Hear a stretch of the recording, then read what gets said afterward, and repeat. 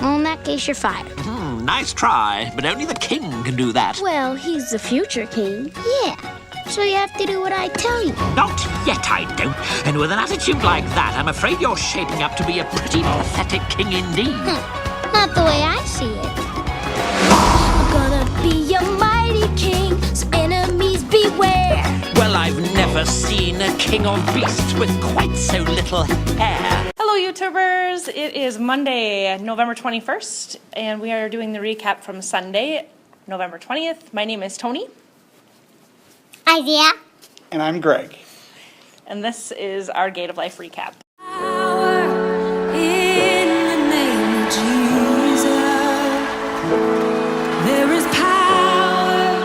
We would like to wish everyone a very happy Thanksgiving. May you have a blessed holiday. Safe travels. Safe travels. And good eats. So today's first reading was from Psalm 46, talking about how God is our refuge and our strength, and how He will always be present during our times of need and also our happy times. You know, marriage, children being born, that kind of thing. He's also there during death of loved ones, friends, and acquaintances that we may have. Talking about how there is a river to a city of God that we will flow on as a people of God. And then noting that the Lord of hosts will be waiting for us, who is also Christ the King, Jesus Christ. Reading this week was from Luke 23, verses 33 through 43. And it was talking about the thieves and the criminals that were on the cross next to Jesus as he was up on, was it Golgotha? Isn't that what it's called? Pastor Wall said that they had taken him to the place that was called the Skull, and they were mocking Jesus on the cross and telling him, if you are the Son of Man, or Son of God, why don't you save yourself now and then save us too while you're here? And basically trying to tempt him again, and just like they were in disbelief that he really was the king of the Jews, or of all of us at the time. And then the thief says to the other one, he's done nothing wrong. He's not like us. We have done what we've done, and we are here to be punished for that. And then he says to Jesus, remember me when you go into your kingdom. And then Jesus says, today you will be with me in paradise. The children's word today was entitled Mayors, Governors, Presidents, and King. And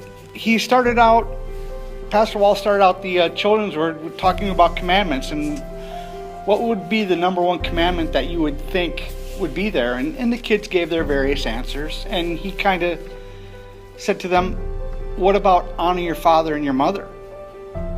And everybody in the congregation, I think, started nodding their head a little bit, because that's one of the things that we do even as adults.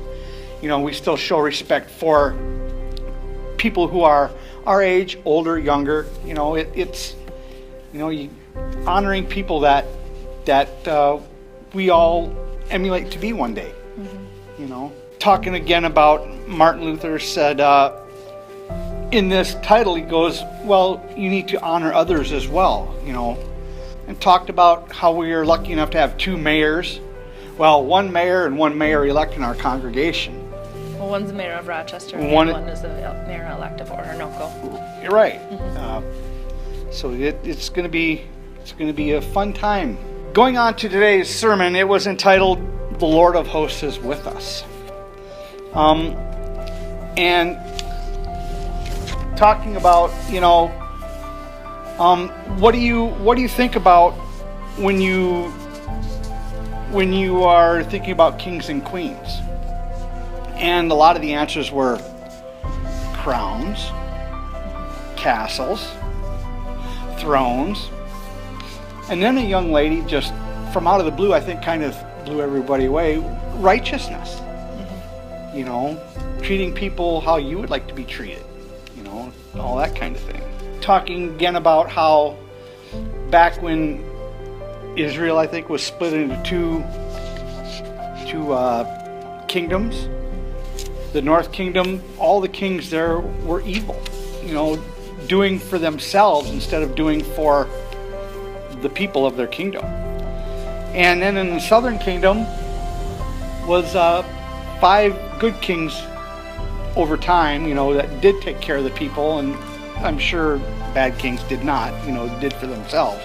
And the last king that was talked about was King Jesus. And again, Pastor Norm asked people to list off, the qualities of Jesus. Righteous, loving, The ruler, selfless. the king of love, and the king who died on the cross. No matter how many kings there have been that have gone before him, none have worked as hard as Jesus. Right. That even though Jesus is in his last moments of life, he's hanging on the cross and he appears weak, but he's got the power over all of us, and he wears a crown of thorns.